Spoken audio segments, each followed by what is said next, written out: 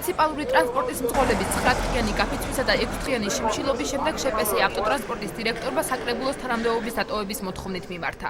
კომუნიკაციის პრობლემაზეა საუბარი, ზოგი საყვედური, ზოგი რაღაცაზე გაგდებულია, ზოგი ლოთობაზე, ნარკომანზე, ზოგი ქელეხებში არ დავდივარ თუ რაღაცა ესეთი ის არის და ახლა ეს ნამდვილად არ არის, ხო? ახლა სამართლებრივი ფორმა დირექტორის წასვლის, ხო? მაგრამ მე მაინც მიმაჩნია სწორად რომ ახალხმა რო არ ინერვულოს და ხალხო მუნიციპალური ტრანსპორტი მოემსახუროს აუცილებლად უნდა განამდგარიყო. ინტერფრაქციული ჯგუფის მიერ საკითხის განხილვის შემდეგ ბათუმის საკრებულოს თავმჯდომარემ განაცხადა, რომ გიალორიას თანამდებობრივი პასუხისმგებლობის საკითხზე საკრებულოს ხტომაზე იმსჯელებენ. ირაკლი ჩავლეიშვილის თქმით, ამ სფეროში გიალორიას გამოცდილება გათვალისწინებული იქნება. ბატონმა გიალორიამ წარმოების ხელმძღვანელმა გაითვალისწინა რა არსებული სიტუაცია, გადადგა ნაბიჯი და დაწერა განცხადება გადადგომის შესახებ, თუმცა არ ეთანხმება ამ ბრძოლების მოთხოვნებს სასახად და უახლოეს თომაზე საკრებულო ალბათ დააკმაყოფილებს მის მოთხოვნას, შემდეგ ვიფიქრებთ მექანიზმზე, როგორ უნდა შეირჩეს წარმოების ახალი ხელმძღვანელი.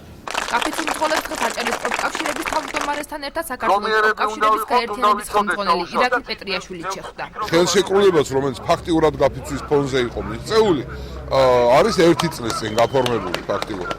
1 წლის განმავლობაში ჩვენ ამით ვიყავით დაკავებული, ლორია კი პროვოკაციებით. მე ვფიქრობ, რომ შეწყდება.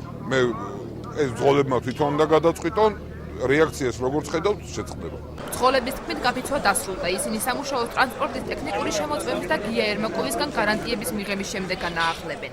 მერს ველოდებით და დღეს ავარს მერე მოვალეს განცხადება გაკეთება, ყველა მძღოლი შევა, გადახედავს თავის ტრანსპორტს, გამართულს, გამართავს, ყველაფერს გააკეთებს და ხვალ დილით ყველა ავტობუსი გავა სამსახურში. ბათუმის მერის მოვალეობის შემსრულებელი გია ერმაკოვი მოგვიანებით მძღოლებს შეხვდა. მათ იურიდიული პროცედურები გააცნო და საკრებულოს ხტომაზე პოზიციის დაფიქსირებას დახპირდა.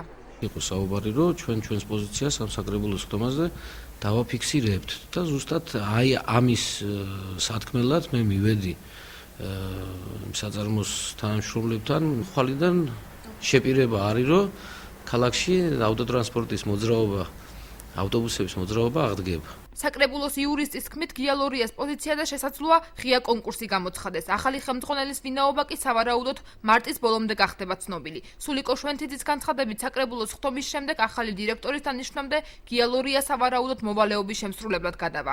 ახალი დირექტორის დანიშნვამდე ალბათ მასვე დაეკისრება დროებით მოვალეობის შესრულება. შესაძლებელია ეს იყოს ღია და საჯარო კონკურსი.